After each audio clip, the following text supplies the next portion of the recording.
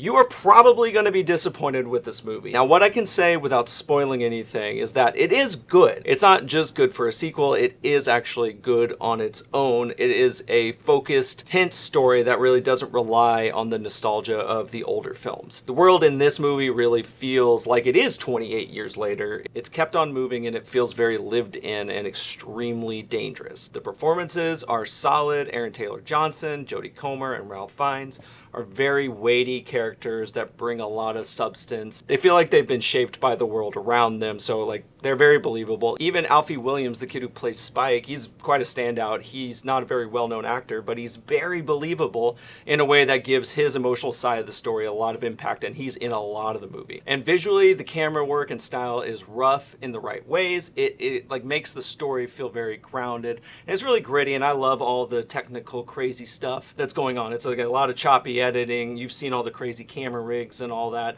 It makes sense when you see the movie. It's hard to talk about what really makes this movie work without really getting into the structure. But if you're someone who's okay with like a slow build, tension instead of chaos type of movie, you're probably going to connect with it. It really does give you a lot of time to sit with the world and the characters, and there is some exposition that you need to learn about the world, but it's very much like, hey, you're here, deal with it type of thing. At this point, I want to give you a little bit of light spoilers just to help with the context of the film. It's not going to be any plot spoilers, but I think if you know this, you're going to enjoy the movie a lot more, and you're going to go into it with the right mindset. If you want to know nothing at all, just like the video and come back later, it's fine. I'll still be here. Okay, now let's get into it. This is the start of a new trilogy. It's not trying to tie everything up or, answer every question.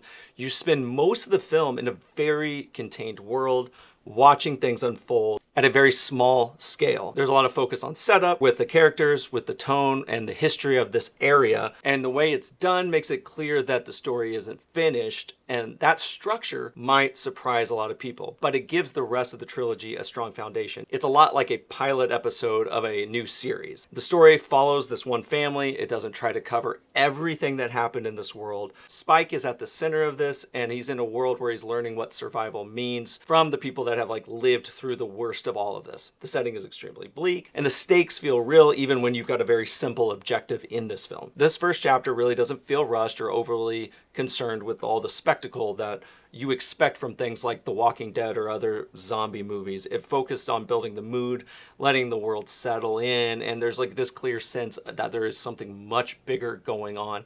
And it really does work, but I am telling you that's why people are going to be upset. If you came in expecting the really crazy stylized action and non-stop set pieces, this ain't it, but that's okay.